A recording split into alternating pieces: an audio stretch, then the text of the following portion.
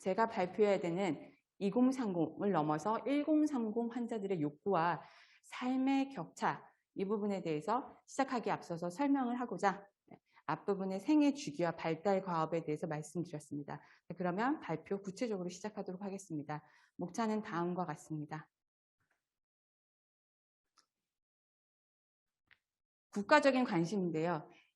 2021년에 보건복지부에서 제5차 국민건강증진 종합계획을 수립하여서 발표를 하였습니다. 이 종합계획이 발표가 되면 각 부처뿐만 아니라 각 행정기관들에서 이에 따라서 수행을 하게 되는데요. 이랬을 때 2021년부터 시행해야 되는 이 건강증진 종합계획의 목표는 건강수명 연장과 건강 형평성 제고입니다. 거기에 따른 원칙은 잘 안 보이실 수도 있는데요. 생애 주기별로 그리고 누구나 다 참여가 가능한 건강 친화적인 환경을 구축을 해야 된다라고 발표를 했습니다. 그에 따른 구체적인 과제인데요. 정신건강관리를 별도로 영역으로 지정을 해놨고 그리고 건강 정보 이해력을 제고를 해야 된다라고 얘기를 했으며 정보 기술 활용한 건강 친화적인 환경을 구축해야 된다고 얘기를 했습니다.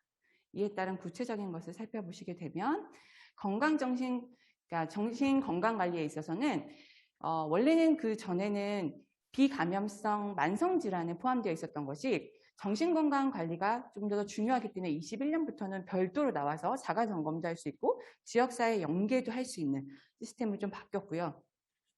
건강정보 이해력 제고에서는 워낙에 인포데믹 현상이 일어나게 되면서 앞서 이지훈 교수님께서도 계속 말씀을 해주셨는데 건강정보에 대해서 정확한 정보가 필요하다라고 얘기를 했고 그거에 따른 접근성을 낮추기 위해서 건강정보 문해력을 갖다가 지원을 해줘야 된다. 이것이 바로 중요한 팀입니다. 그래서 그걸 어떻게 컨택을 할 것인가 라고 했었을 때 포털 사이트나 유튜브를 통해서 이제 누구나 다 컨택을 할 수 있게끔 한 것이 바로 국가 저희 전체적인 흐름이다라는 걸 이해를 하셔야 됩니다.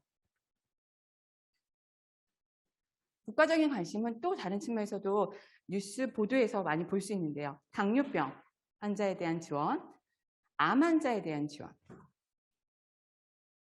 정신건강에 대한 지원 등이 있습니다.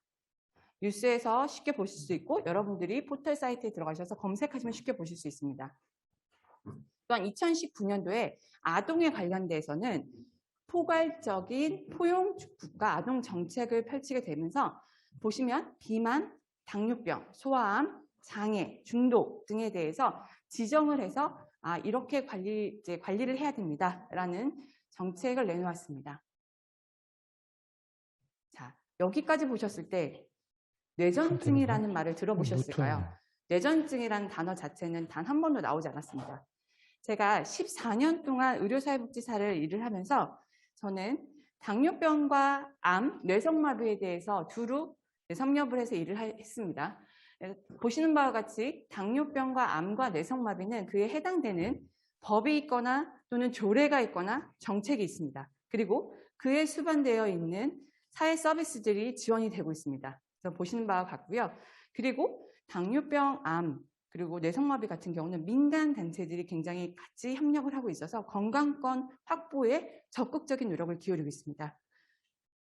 이에 반해 뇌전증은 지금 대한뇌전증학회와 한국뇌전증협회 그리고 지역 또는 연령에 따라서 조성된 커뮤니티 이것이 다이고요. 이 세 기관들 크게는 세 네 기관들이 한 목소리를 내긴 쉽지가 않습니다. 그래서 분절된 상태로 활동을 하고 있습니다. 또한 의료비 지원도 국가적으로 이게 희귀난치 질환이 아닌 경우에서는 의료비 지원을 받기가 어려운데요.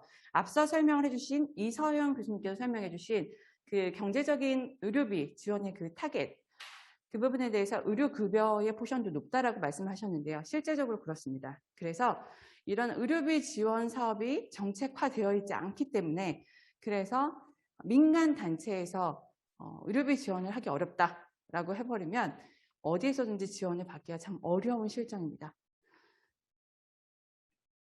그래서 뇌전증은 다른 질환에 비해서 국가적인 관심도 적고 해당하는 법도 없으며 민간기관에 분절된 상태 이것이 바로 뇌전증의 민낯이라고 보시면 될 것 같습니다.